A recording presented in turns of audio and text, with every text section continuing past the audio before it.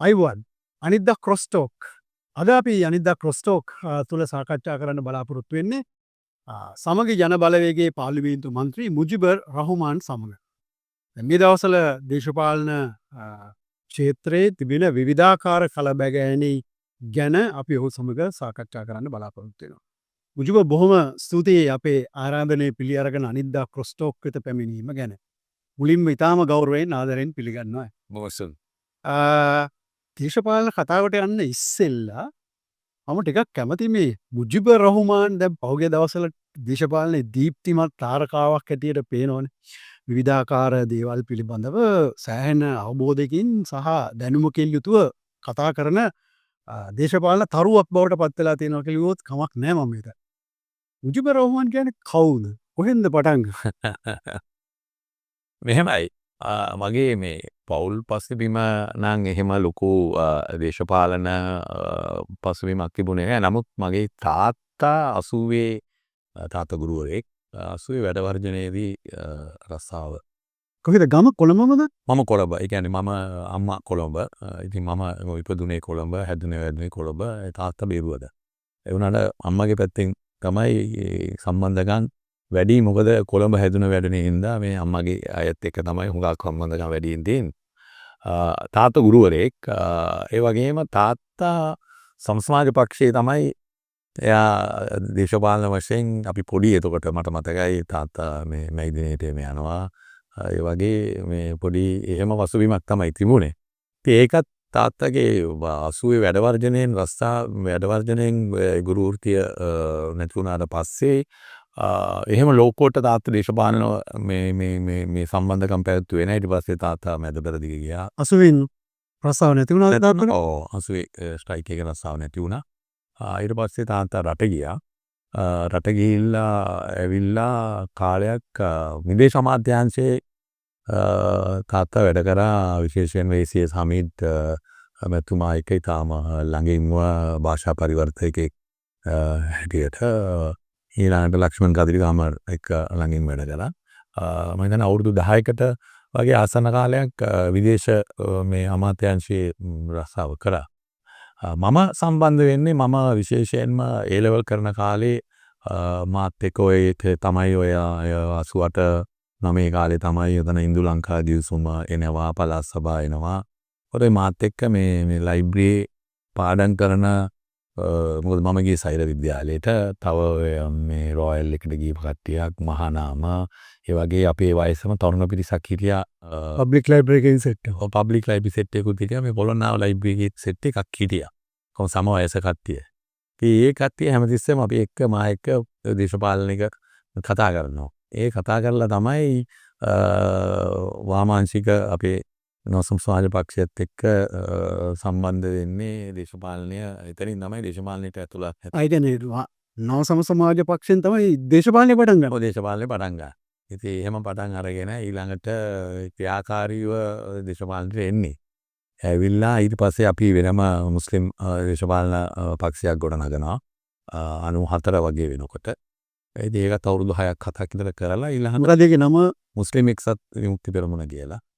මම ඒකේ ලේකම්වරයා හිටියා. ඒ කාලේ හැබැයි මම හිතන්නේ අර ජනවර්ගයක යුද්ධෙම තිබිච්ච කාලේ සීසෑන ක්‍රියාකාරී සෑහෙන ක්‍රියාකාරී වැඩ කරා අපි ඒ කාලේ. එතකොට 94 වගේ වෙනකොට 93ට කලින් මම හිතන්නේ මම වැඩ කරා. එතකොට ඔය JVP එකත් එක්ක තිබුණ අන්තර් විශ්වවිද්‍යාලය බල මණ්ඩලයේ එතකොට මම හිතන්නේ කැඳවුම් කරු හිටිය සුගත් අලහපොන් තමයි හිටියේ ආයුර්වේද ඒකේ හිටපු විශ්වනායකේ.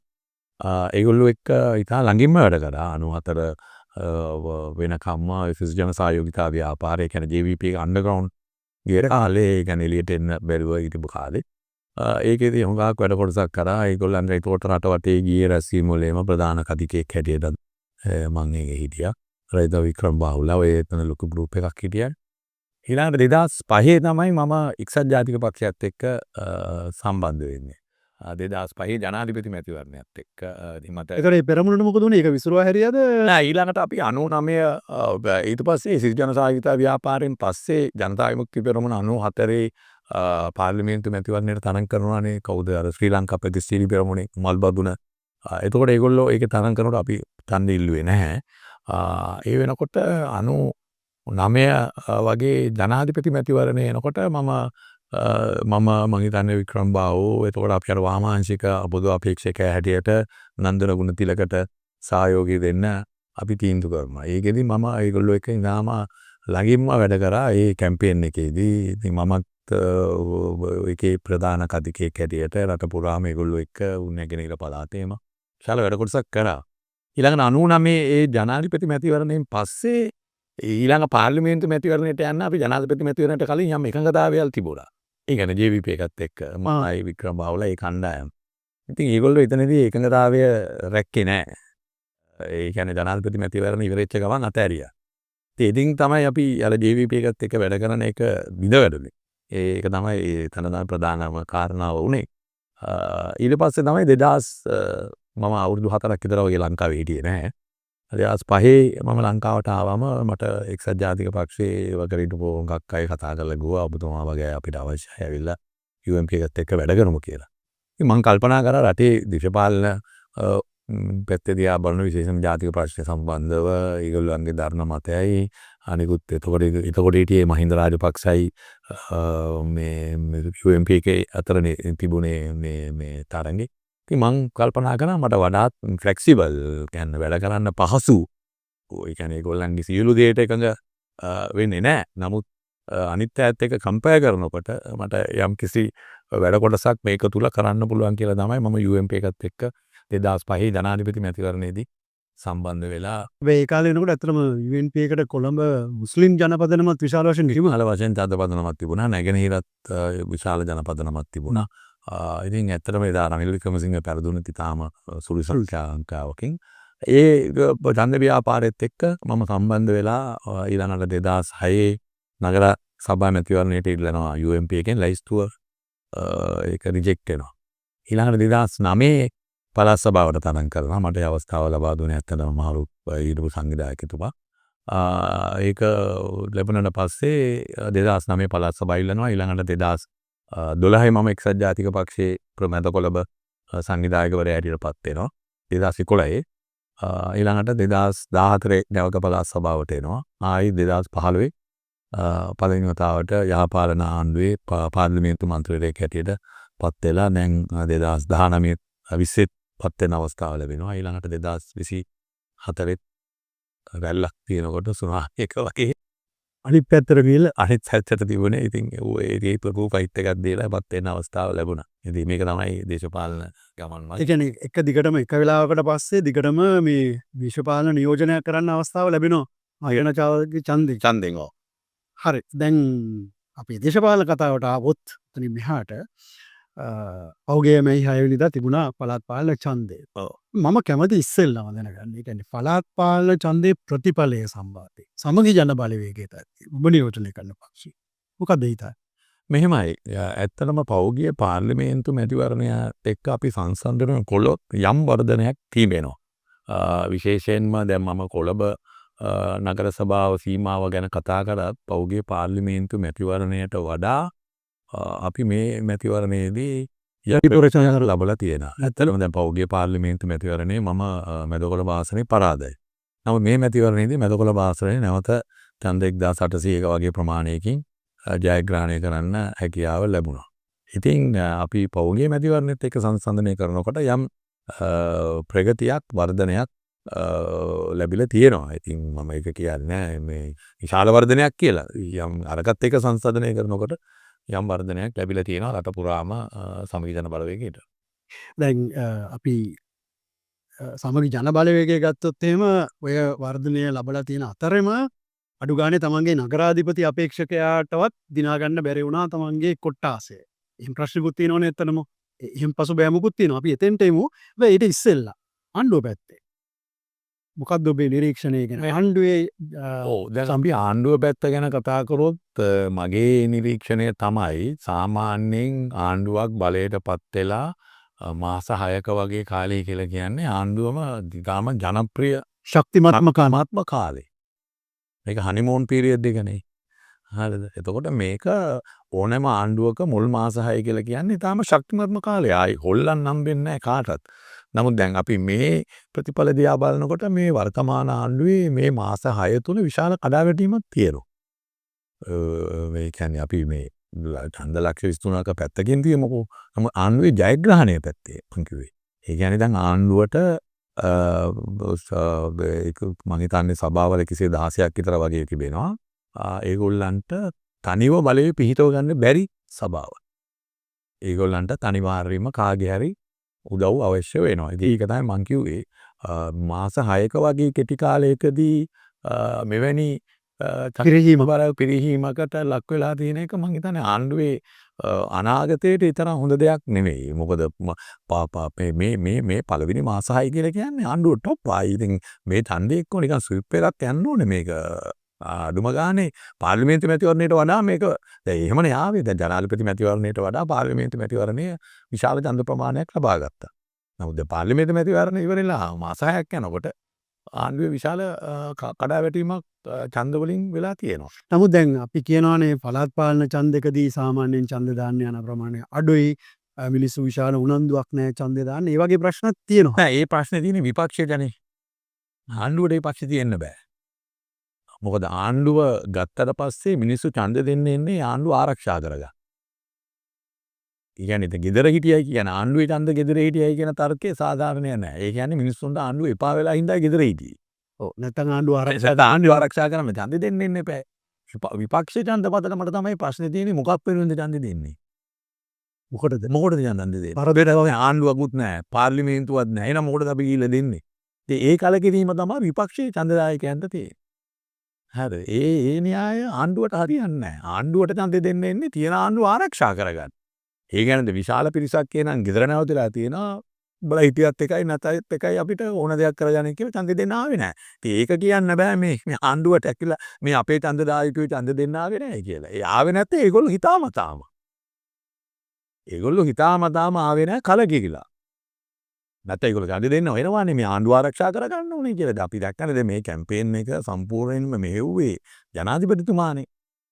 ජාතික මැතිවරණයට ආකාරයකින්ම ජනාධිපතිතුමා රට වටේ ගියානේ. එතකොට ආණ්ඩුව සම්පූර්ණයෙන්ම මේ මැතිවරණයේදී ආණ්ඩුවේ මැෂින් එක වැඩ කරා. සම්පූර්ණයෙන්ම මැෂිනරි එක වැඩ කරා. එතකොට ආණ්ඩුවේ මැෂිනරි එක වැඩ කරමින් තමයි මේ ඡන්දෙකට ගියේ. එතකොට එවැනි ආණ්ඩුවේ මැෂින් එක වැඩ කරලත් මෙච්චර තමයි උපරිම කියන එක ඒ තරම් හොඳ දෙයක් නෙමෙයි. අනිත් එක සාමාන්‍යයෙන් දේශපාලන වශයෙන් ගත්තොත් ආණ්ඩුවක ජනප්‍රියතාව පිරිහෙනවයි කියලා සංඥාවක් ආවා. ඒක මහජනතාවගේ හිත ඇතුලේ ටිකක් වැඩ කරනවා. දැන් මේ ආණ්ඩුවට තියෙන බලය සහ ආධිපත්‍ය ක්‍රමෙන් අඩු වෙගෙන යනවා. මේක අමාරුයි ආයේ උස්සගන්න. ඒක තමයි මම කිව්වේ දැන් මිනිස්සුන්ගේ ඒක තමයි මේ මම කිව්වේ මේ මාස 6 කියලා කියන්නේ ඊටාම වැදගත් කාලයක්. මේ මාස 6 ආණ්ඩුවට කොන්ෆිඩන්ට් එකක් හදාගන්න බැරි වුණොත් ජනතාව අතරේ ඊට පස්සේ හදන්න හම්බෙන්නේ නැහැ.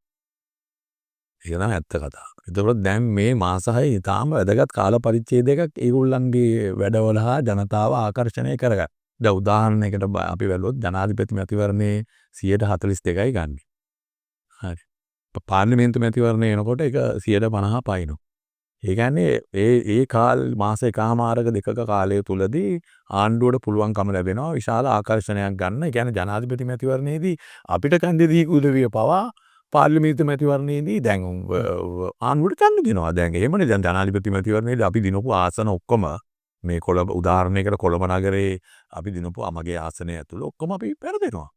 මිනිස්සු හිතුවා මේගොල්ලන්ට අවස්ථාවක් දීලා බලන්න ඕනේ කියලා. එහෙම තමයි ඡන්ද දෙන්නේ. එතකොට මේක පළාත් පාලනය වෙනකොට ඒක තවත් ශක්තිමත් වෙන්නේ බෑ. මේ මෙච්චර පසුබැසීමක් වෙන්න බෑ. එතකොට විශාල පසුබැසීමකට ලක් වෙලා තියෙනවා. ඒ කියන්නේ ජනතාව මේගොල්ලෝ ගැන තිබෙන විශ්වාසවන්තනීය භාවය පිළිබඳව ගැටලුවක් ප්‍රශ්නාර්ථයක් මතුවලා තියෙනවා. දැන් ඔය ප්‍රශ්නේ ආණ්ඩුවටත් තියෙනවනේ. ආණ්ඩුවම විග්‍රහ කරමින් ඉන්නවා මම හිතන්නේ මේ දවස්වල අභ්‍යන්තරේ පක්ෂ අභ්‍යන්තරේ ජාතික ජන බලවේගයේ අභ්‍යන්තරේ මේ මොකද්ද වුනේ කියන්නේ. ඒකට විවිධාකාර හේතු වුම් දක්වනවා සහ ඒ කියන්නේ ජනතා විමුක්ති පෙරමුණ සහ ජාතික ජන බලවේගය අතරත් යම් ආකාරයක ආතතියක් තිබෙන බවක් අපිට ආරංචි වෙනවා. ඒක පැත්තකින් තිබ්බොත් එහෙම පොදුවේ අපිට පේන දේ තමයි ආණ්ඩුවට නිශ්චිත වශයෙන් ඔබ කියපු විදිහටම බය නැතුව සභා පිටවන්න යම් ප්‍රමාණයක් පුළුවන්. සමහර සභාවල මේ ආණ්ඩු පක්ෂය ඒ කියන්නේ ආණ්ඩු පක්ෂයට ලැබිච්ච ඡන්ද මේ ආසන ප්‍රමාණයට වඩා වැඩි විරුද්ධ පක්ෂයට ලැබිච්ච. ඔව්. සමහර ආයතනවල සමාන. ඔව්. ඔය තුනම තියෙනවනේ ඔය හැම වර්ගයකම තියෙනවා. දැන් ප්‍රශ්නේ තියෙන්නේ Tamanට 150කට වඩා ආසන සංඛ්‍යාවක් තියෙනවා නම් කිසි ප්‍රශ්නයක් නැහැ. ප්‍රශ්නයක් නැහැ. ඒ පක්ෂයට හෝ කණ්ඩායමට බලය ලැබෙනවා සභාපති උපසභාපති පත් කරගන්න. මම කැමති ඔබ පැහැදිලි කරනවා නම් එහෙම හොඳයි. යම් පක්ෂයකට 150ට වඩා නැහැ. ගන්න බැරි වුණා. හැබැයි එක කණ්ඩායමක් ඉන්නවා අපි හිතමු යම් ප්‍රමාණයක් තියෙනවා. ඒ වගේ වෙලාවට මොකක්ද ඔබ මේ ගැන අධ්‍යයනය කරලා තියෙන ඔව් දැන් මේ අලුත් මේ කියන්නේ මේ ඡන්ද ක්‍රමයේම අලුත් ක්‍රමයක් මේ 2018 ඉන පළවෙනි වතාවට ඡන්දෙ තිබ්බේ. එතකොට ජනරංජන මේ ඡන්ද ක්‍රමය එදා ගේනකොටත් අපි ආණ්ඩු බලයේ ඉන්න කාලේ මට මතකයි අපි පාර්ලිමේන්තු කණ්ඩායම් වලදී පවා එතකොට අගමැතිතුමා හැටියට රනිල් වික්‍රමසිංහ මැතිතුමාට අපි කිව්වා ඒ කාලෙම මේක විශාල ප්‍රශ්නයක් තියෙනවා මේ ඡන්ද ක්‍රමයේ තුල මේ සභිකයන් තෝරගත්තට පස්සේ බලය හිවීම ගැන විශාල අර්බුදයක් මේකේ මතුවෙනවා කියන එක. ඒකට තමයි අර ඊට පස්සේ ඡන්දෙන් පස්සේ කමිටුවක් පත් කරා. මම හිතන්නේ දිනේෂ් කුණවර්ධන ඊගපු අගමැතිතුමා තමයි ඒකේ ප්‍රධානත්වයේ දැරුවේ. ඒතකොට ඒ කමිටුව අර අවුරුදු ගණනාවක් ගියා මේක සංශෝධනය කරන්න ඕනේ කියන එක ගැන. දැන් මේ ආණ්ඩුව ආවට පස්සෙත් මේ ඡන්දෙ තියන්න කලින්මුත් අපිත් ඒගොල්ලන්ට කිව්වා මේක සංශෝධනය කරලා අපි මැතිවරණයකට යමු කියලා. නමුත් ඒගොල්ලෝ එකඟ වුණේ නැහැ. ඒගොල්ලෝ කිව්වා මේක තව ඒගොල්ලෝ හිතුවේ මේක ප්‍රමාද වෙන්න ඒගොල්ලන්ට අවාසි කියන එකෙන්ද සවුන් ජනප්‍රියත්වය ඉහළින්ම හිටපු නිසා ඒගොල්ලෝ වහාම ඡන්දයකට ගියා. දැන් ඒ හින්දා දැන් මේ පනත අනුව කිසියම් කණ්ඩායමක් 150ට වැඩිය සභික සංඛ්‍යාවක් ගත්තේ නැත්තම් අනිවාර්යෙන්ම ඒ සභාව ඇතුලේ සභාපතිවරයා හෝ නගරාධිපතිවරයා තෝරන්න ඡන්දයක් තියෙනවා. ඒක තමයි ක්‍රමවේදය. පළාත් 150ට වඩා අරන් තියෙනවා නම් එහෙම අවශ්‍යතාවයක් නැහැ. පක්ෂයට පුළුවන් ඒගොල්ලන්ගේ නගරාධිපතිවරයාව සභාපතිවරයාව පත් කරලා ඒක මැතිවරණ කොමිසමට දැනුම් දෙන්න. ඒතකොට ඡන්දයක් අවශ්‍ය නැහැ. ඡන්දය අවශ්‍ය වෙන්නේ 150ට වඩා ගත්තේ නැත්තම්. ඒක දැන් දැනට වර්තමානව මම හිතන්නේ ආණ්ඩුව 150කට වඩා ගත්තේ නැති සභාවල් තිබෙනවා 116ක් වගේ ප්‍රමාණයක් තියෙනවා. ඒතකොට ඒ 116 සභාපති තෝරන්න නගරාධිපති තෝරන්න අනිවාර්යයෙන්ම ඡන්දයක් පවත්වන්න වෙනවා. ඒක තමයි නීතිය. ඒක තමයි නීතිය. ඉතින් ඔය නීතියට පිටින් ගිහිල්ලා සභා හදන්න බෑ. ඉතින් මට පේනවා ආණ්ඩුවේ ඇමතිවරු ජනාධිපතිතුමා ඇතුළු කතා කරනවා මන් දන්නේ නැහැ මොකද්ද කතා කරන්නේ කියලා. මේ සභාවල් හදන නීතියක් තියෙනවානේ. ඒ නීතියට පිටින් ගිහිල්ලා මේ බය කරලා මේ බලපෑම් කරලා ඉතින් ඒ කතා තමයි මම දැක්කේ මේ පෞගිය කාලෙම මේ මැති ඇමතිවරුත් ජනාධිපතිතුමාත් ඒ කතාව කියනවා. ඉතින් මගේ දැන් ඔයකට එකතු කරන්න තියෙන දෙයක් තමයි එකක් ජනාධිපතිතුමා එක් අවස්ථාවකදී කිව්වා මේ අපි හොරුන්ට සල්ලි දෙන්නේ නැහැ. ඔව් ඒක තමයි. ආණ්ඩුවේ සල්ලි. දැන් හොරු ඊගෙන ජනාධිපතිතුමා දැන් ඡන්දයට කලින් කිව්වා විශේෂයෙන්ම ඒගොල්ලන්ට බලය දුන්නොත් තමයි ඒගොල්ලෝ මුදල් දෙන්නේ කියලා කිව්වා. ඡන්දයට කලින්. ඒකත් අනිසි ලෙස යම් බලපෑමක් කරා ඡන්දදායකයන්ට Tamante ඒ ඡන්ද ටික ගන්න. ඒක ඊට පස්සේ ඒ කතාව නෑ මම එහෙම නෙමෙයි මෙහෙම තමයි කිව්වේ මම හොරුන්ට ලියලා කියලා විශාල පැහැදිලි කිරීමක් එතුමාම කරා. දැන් එතුමා එච්චර කියලත් මේ රටේ ජනතාව යම් ඡන්ද ප්‍රමාණයක් ලබා දීලා තියෙනවා ස්වාධීන කණ්ඩායම් වලටත් විපක්ෂ කණ්ඩායම් වලට. එයාගේ කතා වැඩක් නැහැ කියලා මිනිස්සු ඡන්ද දීලා තියෙනවා. දැන් ඒ ඡන්ද අරගෙන ඒ පත්තලා ඉන්න മന്ത്രിවරුන්ට කියනවා ඔගොල්ලෝ මෙතන ඇවිල්ලා ගේම් සෙල්ලම් කරන්න ඇදුවොත් මම මාස 2-3න් මේවා විසිරු අරිනවා වගේ කතාවක් කියනවා. ඒක කියන්නේ දැන් මේ පත්තලා ඉන්න සභිකයන්ට එයා බලපෑමක් දැන් කරනවා. කලින් ජනතාවට බලපෑම් කරා කොහොමද ඡන්දෙ දෙන්න ඕනේ කියලා. දැන් മന്ത്രി දූරදර්ශන අයට බලපෑමක් කරනවා ආණ්ඩුවට සහයෝගය දුන්නේ නැත්තම් අපි මේ සභාවල් විසිරු අරිනවා. එහෙම නැත්තම් අපිට 159ක් ඉන්නවා. අපි අලුත් නීති ගෙනල්ලා හරි මං හිතන්නේ ඊටම බරපතලයි ජනාධිපතිතුමා. ජනාධිපතිතුමාම කිව්වා දැන් මේ ඡන්ද ප්‍රතිඵල යනවා අඩු ගාන 122ක්වත් අපිට තියෙනවා කියලා. ඒ කියන්නේ අර 150 ගානෙන් පාර්ලිමේන්තු මන්ත්‍රී දූර 122කටත් අඩු වෙලා තියෙනවා ඒගොල්ලන්ගේ ගණන. ඔව් මේ ඡන්ද යනවා පාර්ලිමේන්තුවට දැම්මොත් එහෙම. ජනාධිපතිතුමාම කිව්වේ. යාම කිව්වේ. එතකොට දැන් මේ මම හිතන්නේ ජනාධිපතිතුමා ගත්ත ජනවරමට ඒ වගේම එතුමා දීපු ප්‍රතිඥාවල් මේ රටේ අලුත් දේශපාලන සංස්කෘතිය අලුත් සිස්ටම් එකක් ගේනවා නීතියේ ආධිපත්‍යය පිළිබඳව කතා කරා. එයා අපිත් මමත් ඉන්නේ නීතිය යටතේ කියලා. ඒ කතා ඔක්කොම මං හිතන්නේ එයා සංවත්සරේ කරපු කතාවත් එක්කම ඉවර වෙනවා. ඒ කියන්නේ අර පරණ ජනාධිපති බලය දැඩි ලෙස පාවිච්චි කරපු ජනාධිපතිවරුගේ කතාවම තමයි නැවතාම තමයි ජනාධිපතිතුමා කරේ දැන් එතුමා දැන් මේ ඒ සංවත්සරේ කතාව අපි ඇහුවනම් එතුමා මැතිවරණයට පෙර කතා කරපු කතා ටිකයි මේ කතාවයි ඇහුවනම් සම්පූර්ණයෙන්ම ඔබතුමා කිව්වා වගේ අර ජනාධිපතිවරයෙක්ගේ තිබෙන විධායක බලතල පාවිච්චි කරන ඒකේ හයියෙන් කතා කරපු ජනාධිපතිවරු හිටියානේ අපි දැකලා තියෙනවානේ පහුගිය කාලේ. ඒකට ඒ ජනාධිපතිවරයන්ගේ හඬ තමයි මෙතුමාගේ හඬ බවට පත් වෙලා තිබුණේ. ඊට අමතරව මම දැක්ක දැන් ඊයේ මං හිතන්නේ මේ බිමල් රත්නායක ඇමතිතුමා කියනවා මේ අපි සල්ලි දෙන්නේ නැහැ. මේ වෙන පක්ෂ වලින් පිහිටෙව්වොත් එහෙම අපේ පක්ෂය හැරෙන්න අපි සල්ලි දෙන්නේ නැහැ. මොකද අපිට ජනවර්මක් ලැබිලා තියෙනවා මේ හොරුන්ට විරුද්ධ. මොකක්ද ඒක තමයි. දැන් එත හොඳම තැනකට ආවේ. දැන් ඒගොල්ලෝ දැන් ඒකත් දැන් බිමල් රත්නායක ඇමතුමා ඔය කරන්නේ තග දාන එකනේ අපේ භාෂාවල වලින් කිව්වොත් තග එකනේ ඔය දැම්මේ. ඒ කියන්නේ දැන් සභිකයන්ට තග දානවා ස්වාධීන කට්ටියට උඹලා මේ කිව්වොත් අපි සල්ලි දෙන්නේ නැහැ. ඒක එකක්. එතකොට ඊළඟ දේ තමයි දැන් ඒගොල්ලෝ කියනවා දැන් ඒගොල්ලන්ට හම්බෙච්ච ඡන්ද තමයි ජනතා පරමාධිපත්‍යය. ඒතකොට දැන් අනිත් മന്ത്രിවරු ඒක මොකද්ද? ඒතකොට ඒක එතන ජනතා පරමාධිපත්‍යය නියෝජනය වෙන්නේ නැද්ද? ඒ කියන්නේ ඒගොල්ලන්ම විග්‍රහ කරගන්නවා ඒගොල්ලෝ තමයි ජනතාවගේ පරමාධිපත්‍ය නියෝජනය කරන කට්ටිය අනිකම කට්ටියම අනිත් ඔක්කොම වැඩක් නෑ මේක මේ ජනතාවගේ කිසි බිහිණු කතානේ මට හිතා ගන්න බැරි මේ දේශපාලනික පරිණතභාවයක් තිබෙන මාක්ස්වාදය ගැන ඉගෙන ගත්ත උදවිය ලොකු දේශපාලන විග්‍රහයන් කරපු මේ මිනිස්සු මේ කතා කරන කතාද කියලා. ඒ කියන්නේ අර පරණ අපරිණත දේශපාලකයන් කතා කර ඒව වඩා මේ කියන්නේ මීට වඩා සංයමයකින් ඉන්නවා මීට වඩා යම් තර්කයක් ගොඩ නැගුවා මේගොල්ලන් අරවල් ඔය පාරම්පරික දේශපාලන පක්ෂවල හිටපු කට්ටිය. මේගොල්ලන්ට වැඩි යම් මේ තර්ක ගොඩ නැගලා තියෙනවා. යම් කරුණු කියලා තියෙනවා. මේ මොකද්ද මේ නිකන් මේ ගෝත්‍රිකවාදී මේ පැරණි මේ යල් පැනගේ අදහස් නෙමෙයි කියන්නේ. මේවා නෙමෙයි මේගොල්ලෝ හදනවා කියලා කිව්වේ. හරි දැන් අපි හිතමුකෝ සමගි ජන බලවේගයත් මේ වෙලාවේ උත්සාහ ගන්නවානේ බලය පිහිටවන්න යම් ආකාරයකට අපි කරන්නේ කොහොමද කියලා දෙවනෝ කතා කරමු. ඔය කියන විදිහට ආණ්ඩුව සල්ලි දුන්නේ නැත්තම් ඔව්. සමගි ජන බලවේගය පිහිටුවන පළාත් පාලන ආයතනයකට ආණ්ඩුව සල්ලි දුන්නේ නැත්තම් හොඳ දුවන්නේ. එහෙම සල්ලි ආණ්ඩුවේ කල්ලි ඕනේ නෑනේ. ඔව්.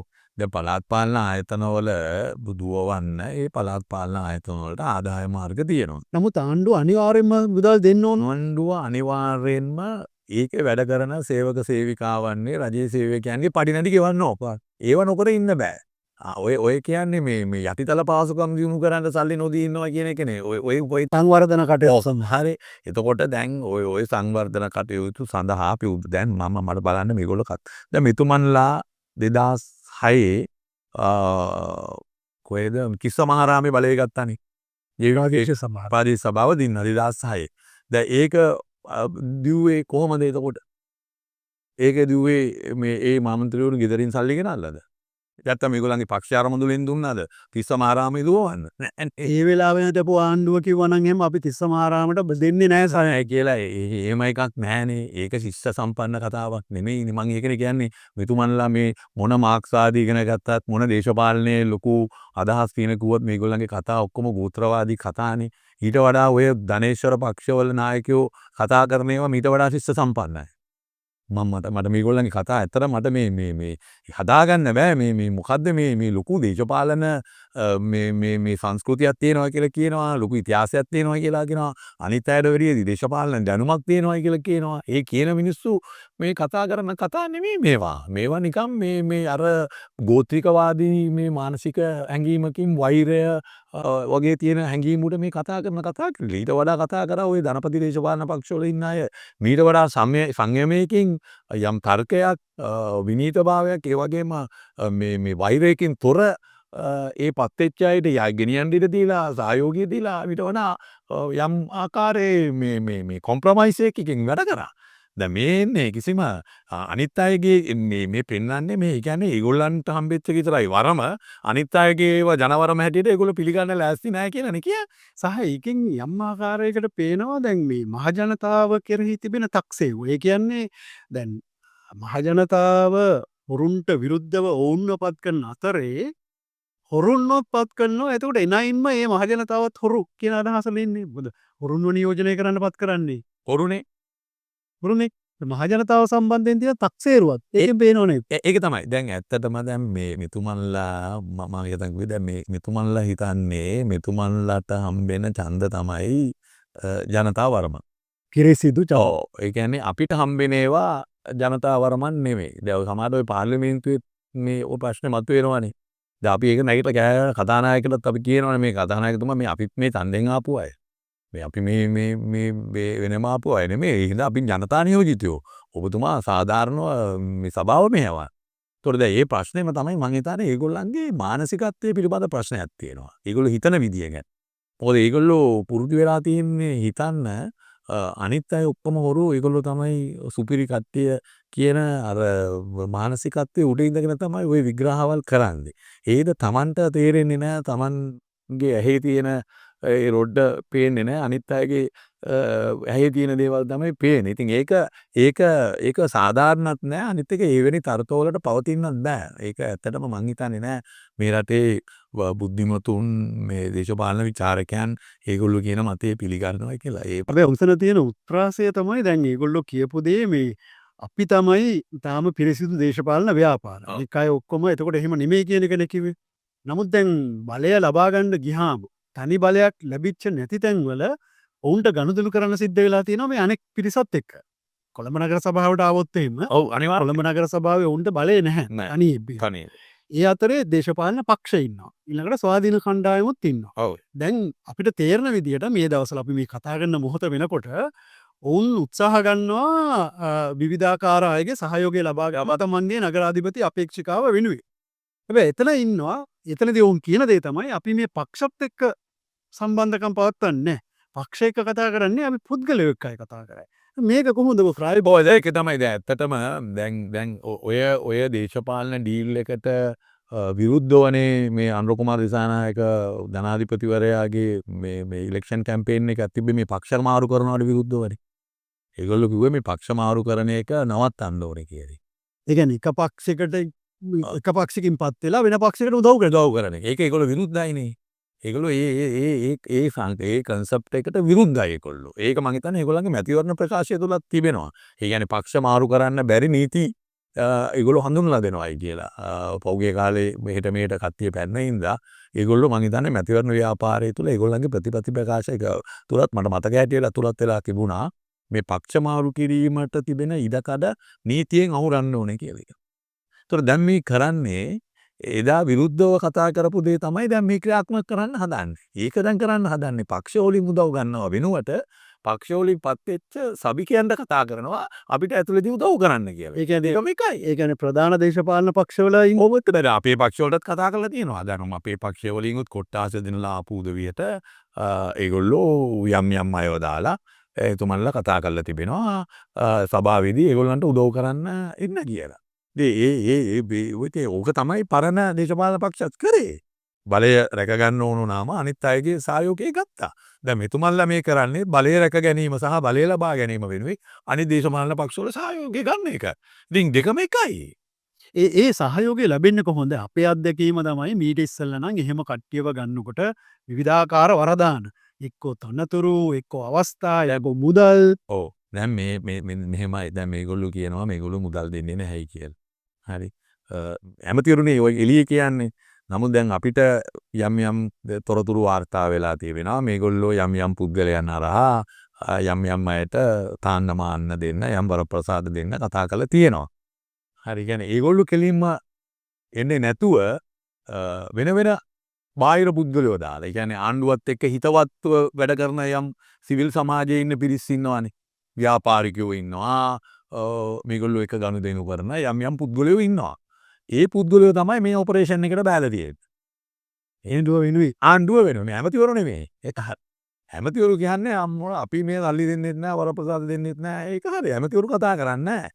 නමුත් මේ ආණ්ඩුවත් එක්ක වැඩ කරන එයා වටේ ඉන්න ජනාධිපතිතුමාගේ වටේ ඉන්න යම් පිරිසක් මේ වැඩේට අත ගහලා තියෙනවා. ඒගොල්ලෝ කතා කරනවා ඩීල්.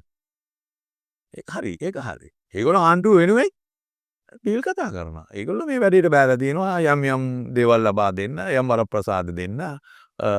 ඒවා කතා බහ යනවා. ඒව නෑ කියන්න බෑ. ඒවා මේ ඇමතිවරු ඇවිල්ලා ඉතින් ඒව කතා කරන්න බෑනේ. ඉතින් මොන ආණ්ඩුවේ ඇමතිවරු ඕවට බහින්නේ නැහැ. හැම ආණ්ඩුවකම ඔය මේ රටින ඕක වෙනක් කියනවනේ. ඔය තරව්කාරයෝ ඉන්නවනේ. මේව කරන තරව්කාරයෝ. ඒ ආණ්ඩුවල එක තරව්කාරයෝ තමයි එක එක්කෙනාව එක්කගෙන ඉන්නේ.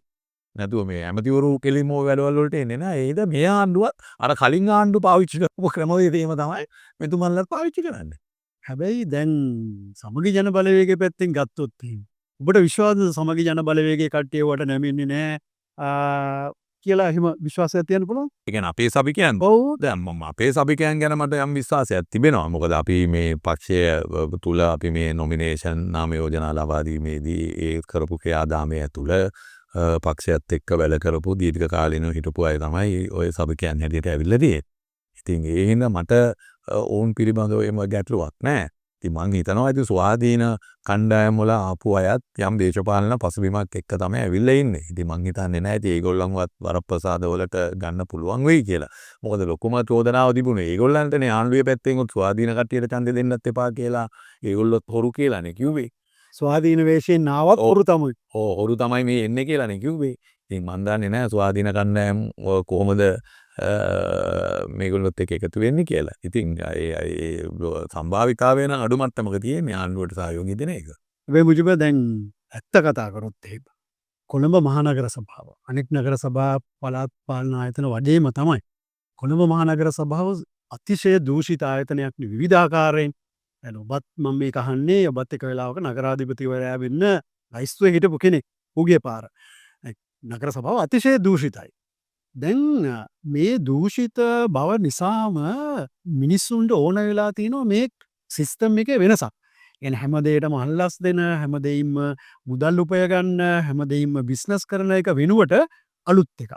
මම නිකමට අහන්න හදන්නේ දැන් හොඳයි ඔබ යම් ආකාරයකින් මේ ආරණ බලය පිහිටවා ගන්න පුළුවන් වුණොත් සමගි ජන බලවේගයේ ප්‍රමුඛ යම් ආකාරයක එකතුවකට.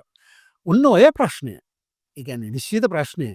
දූෂිත භාවයෙන් නගර සභාව ආරක්ෂා කරගන්න වෙන් කරන්න සමගි ජන බලවේගයට සැලැස්මක් තියෙනවා. හොඳ ප්‍රශ්නයක්. ඒක ඇවිල්ලා ඇත්තටම දැන් මම මේ නගරාධිපති අපේක්ෂකයා හැටියට ඉන්න පක්ෂ යෝජනා කරනකොට පෞද්ගලිකව තිබුණු චැලෙන්ජ් එක තමයි ඔය අභියෝගය.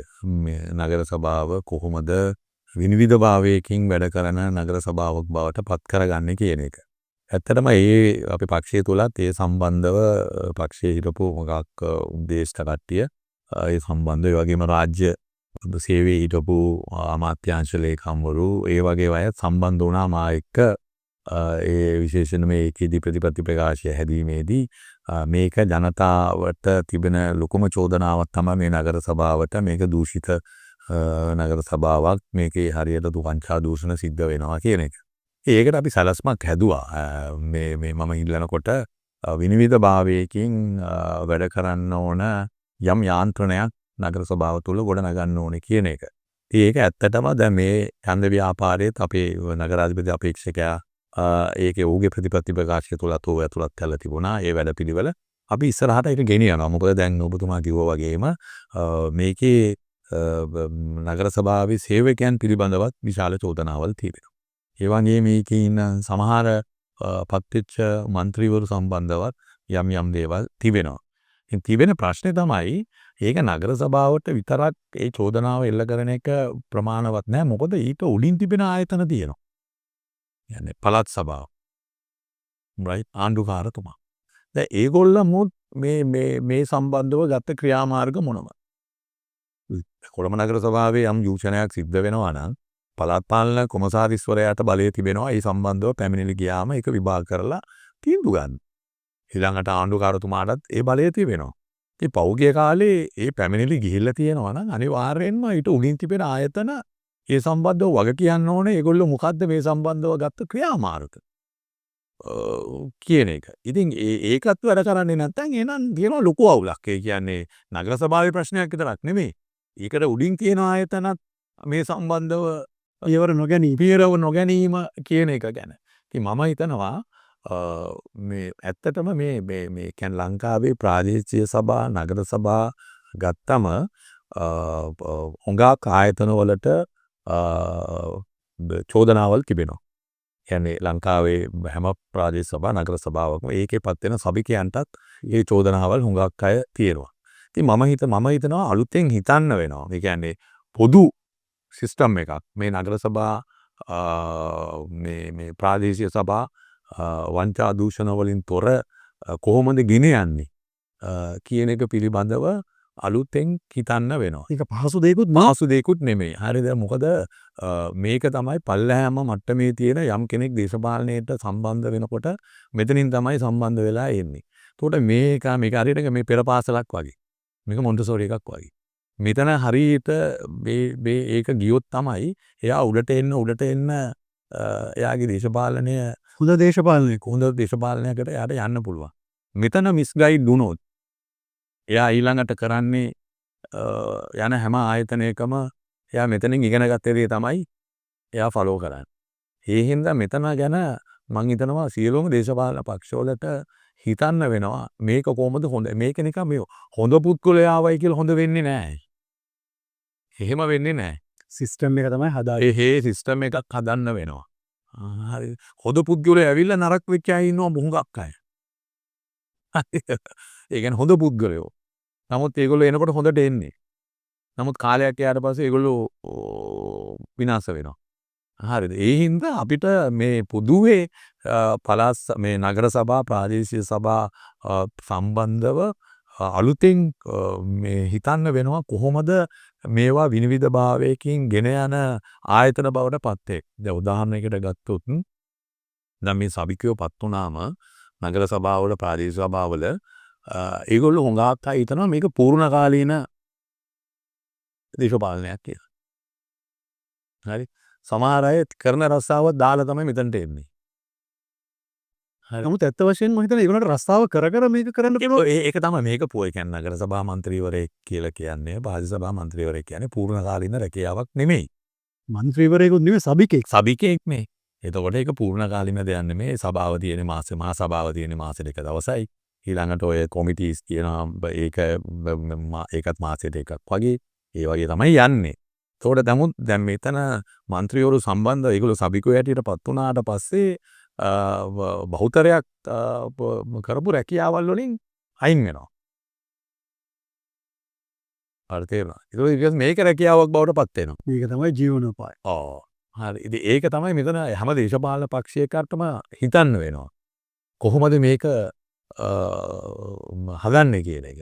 ඒක පොදුවේ හිතන්න ඒක හැම දේශපාලන පක්ෂයකටම වගකීමක් තියෙනවා මේක. මේ නගර සභාව ප්‍රාදේශීය සභාව මේ දූෂණ වලින් තොර දූෂණ අවම කිරීමේ කොහොමද මේ පක්ෂවලට මේකට සම්බන්ධ වෙන්න පුළුවන් කියන එක ගැන අලුත් ඩයලොග් එකක් ඕනේ. මොකද මම විශ්වාස කරනවා විශේෂයෙන්ම මේ ආයතන අපි මධ්‍යම ආණ්ඩුවත් එක්ක ගත්තාම ඊට වඩා මේ ආයතනවල වංචා දූෂණ බහුලව සිද්ධ වෙන මේ තැනක් කියන එක.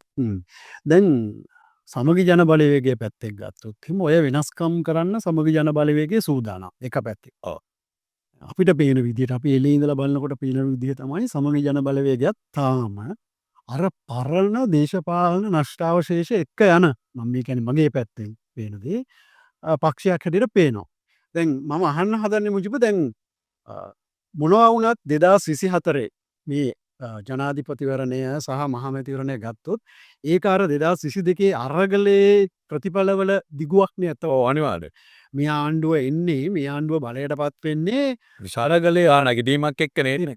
සහ ඒ ජනතා නැගිටීමේ තිබුණා ඊටාම යුක්ති සහගත ඉල්ලීම් රට වෙනස් කිරීම සඳහා. හරි. ඒ වගේම ගෝඨාභය රාජපක්ෂ මහත්මයා ෆේල් වීමත් එක්ක. නැත්තම් මේ ඉඩ හැදෙන්නේ නැහැ. හැබැයි අපිට පේන විදිහට ඔය සියලු දේවල් වලින් ලංකාවේ දේශපාලනයේ නිශ්චිත මොහොතක් ලකුණු කරලා තියෙනවා.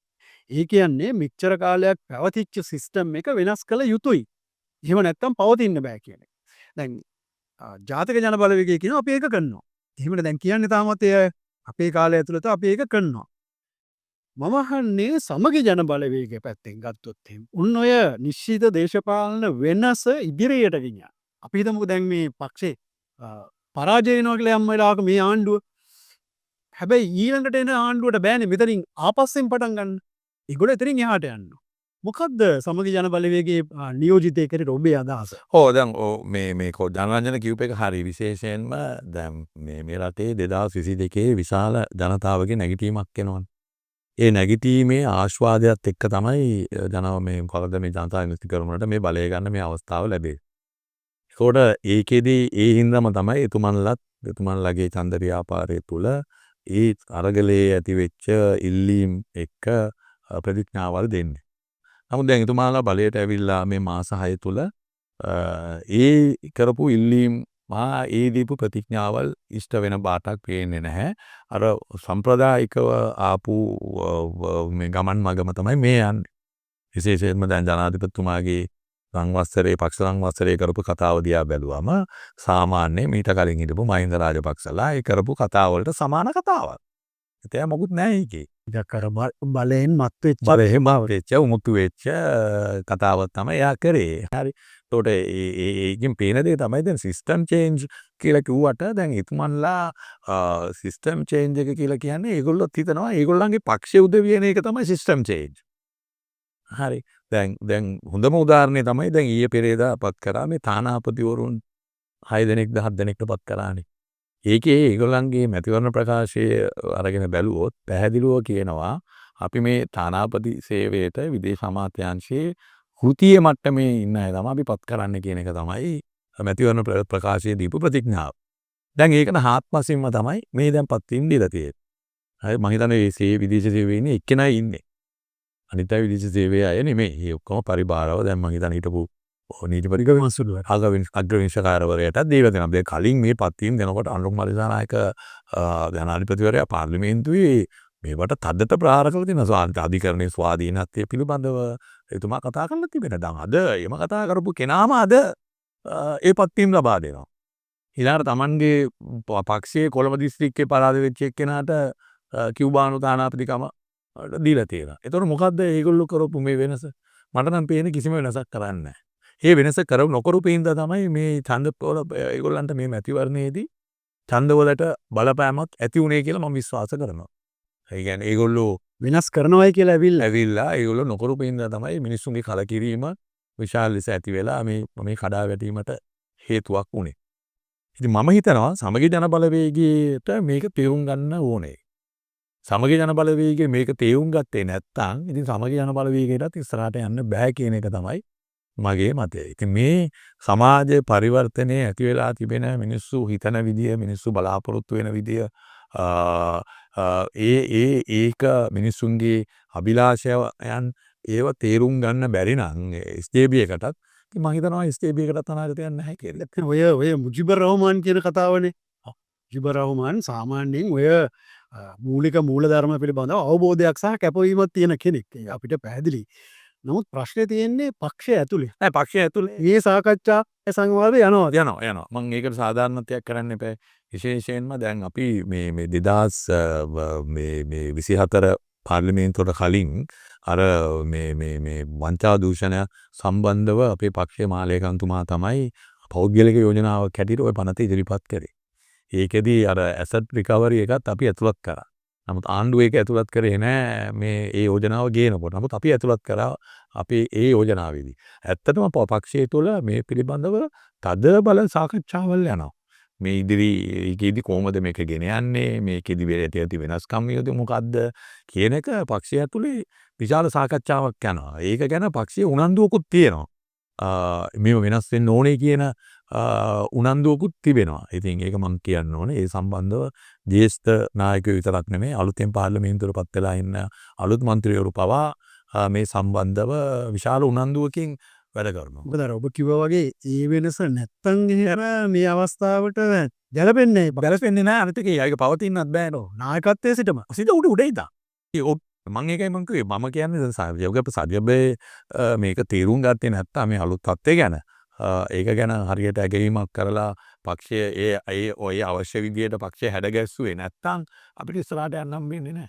ඔබට විශ්වාසයක් තියෙනවද දැන් ඔය කියන කතාව ප්‍රායෝගික දේවල් බවට පත් වෙයි කියලා පක්ෂය අපි යම් දේවල් දැන් මම උදාහරණයකට කිව්වේ අර කලින් අර අපි පංචාදූෂණ පෞද්ගලික යෝජනාවක් හැටියට මහලේකම්තුමා ඒ පාර්ලිමේන්තුවට ඉදිරිපත් කෙරෙත් මේකේ ඒක ප්‍රතිඵලයක් හැටියට තමයි. ඉතින් මං හිතනවා මේ තිබෙන සාකච්ඡාව උඩ මේ වෙනස්කම් ඇති කර ගනී කියලා.